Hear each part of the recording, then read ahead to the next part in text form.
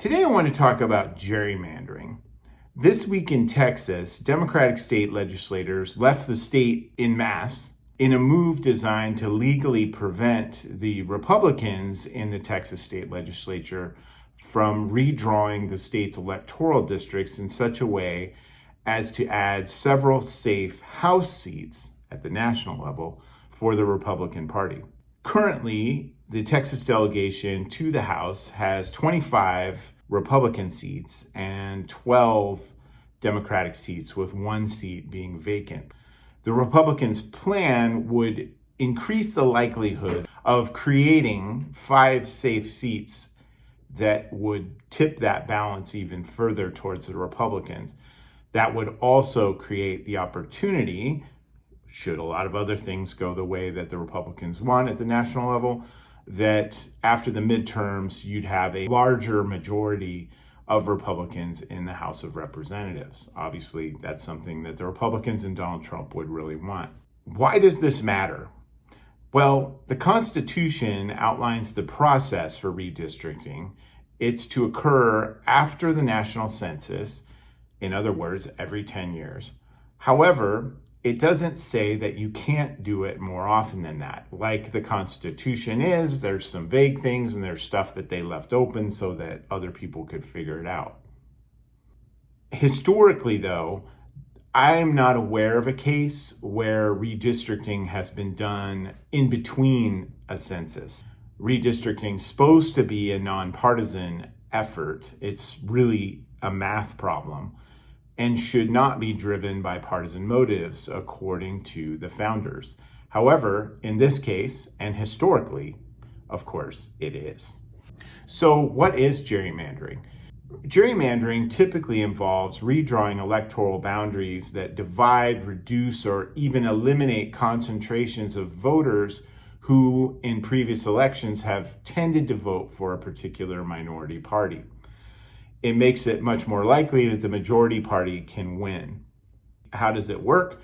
I've got some graphics up, but basically what it means is you identify through voting data blocks of areas that tended to vote Democratic, or in the past when Democrats did this, that tended to vote Republican, and you take those and move them. Basically, you create a new map that hooks on those people that you want to get an advantage.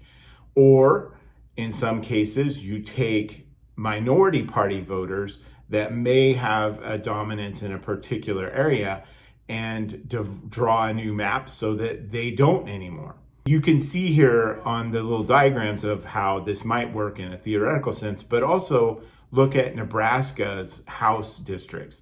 Note how District 1 wraps around, and note how Sarpy County, second most populous county in Nebraska, is split in half. That's gerrymandering in a mild form. It's a little bit more difficult to gerrymander in Nebraska, not impossible, but more difficult. Texas, on the other hand, Michigan, North Carolina, Alabama, and Mississippi have all been identified as gerrymandered states. You might ask, isn't that illegal? Sort of, but probably not anymore. The Supreme Court has, via several decisions over the last 8 years, put that decision firmly in the hands of state lawmakers. In recent years, Republicans, who tend to do well in state elections, governors, state houses, things like this, state senates, have really been aggressive in their efforts to reduce the influence of Democrats and Democratic voters. Earlier this year, I testified against such an effort at the Nebraska unicameral. Incidentally, that one turned out in my favor. Nice. In many states with a Republican majority in their state houses, these efforts have been increasing. Gerrymandering, restrictive voter ID laws, and efforts to suppress and disenfranchise voters through rules about how you can vote, when you can vote, what you can have with you when you vote, all those kinds of things. This is terrible, quite frankly. And this is the thing that's frustrating. If you put the shoe on the other foot, for instance, Gavin Newsom in California has threatened to do the same thing in California should Texas move forward with this redistricting plan. If you start doing this stuff, then everybody does it. Where is the rule of law in that? The rule of law is a foundational element of democracy. If we can't trust that redistricting is going to be done in a fair and equitable manner, what's the point? And fundamentally, if we don't want to have a one-party state, which is kind of the goal of this, is to create these dominant, safe Republican districts throughout the country, what kind of country are we living in where we can't have two political parties? If you only have one party, you're not a democracy. There are a few states that use nonpartisan electoral commissions to do redistricting. And I think really that is the test bed for how this could be resolved. We in Nebraska almost had a nonpartisan electoral commission some years back, but it was vetoed by the governor at that time. The only people who can stop this kind of stuff is us, we the people. So contact your state representative. You can easily go to your state house or state senate, or in my case, state unicameral. What can we do about this? The courts are not really an option. The parties themselves, I don't think, can be trusted to do this.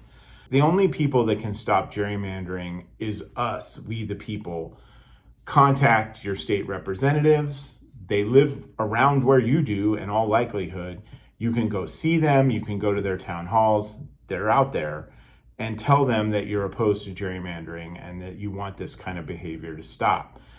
They'll listen to you. And if you write and everybody starts doing this and complaining about it, things could take a better turn. I hope you enjoyed that. Have a great day. Please subscribe if you get a chance. Helps me to keep the content rolling. And I look forward to talking to you again very soon. Thanks.